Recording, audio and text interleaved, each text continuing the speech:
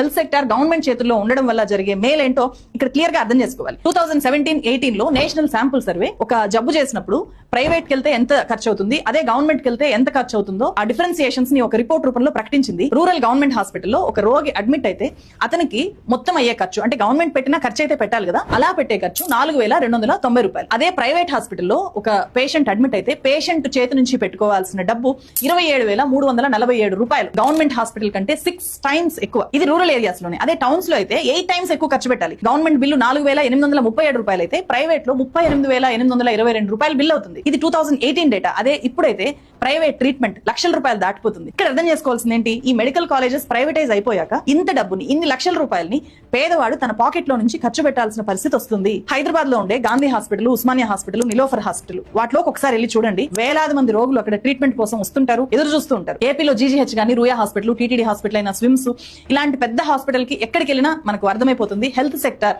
ఎందుకు ఏ ఆలోచన లేకుండా కంప్లీట్ గా గవర్నమెంట్ తన చేతుల్లోనే పెట్టుకోవాలి. ఆరోగ్యశ్రీ కింద ప్రైవేట్ హాస్పిటల్స్ కి మెడికల్ బిల్లు పే చేయడానికి గవర్నమెంట్ ఎంత ఎక్కువ ఖర్చు పెడుతూ ఉంటుంది. అట్లా లెక్కేసుకున్నా కూడా ఈ మెడికల్ కాలేజెస్ చాలా ఈజీగా పూర్తి చేయొచ్చు జస్ట్ 5,000 కోట్లతో. 5-6,000 కోట్లు అనేది పెద్ద విషయం కాదు గవర్నమెంట్ కి. అదే ప్రైవేట్ వ్యక్తులు ఇప్పుడు 6,000 కోట్లు ఖర్చు చేస్తే వాళ్ళు 20,000 కోట్లు, 1,00,000 కోట్లు వసూలు చేసుకోవాలి అని అనుకుంటారు. ఎవరి నుంచి వసూలు చేస్తున్నారు ఇక్కడ?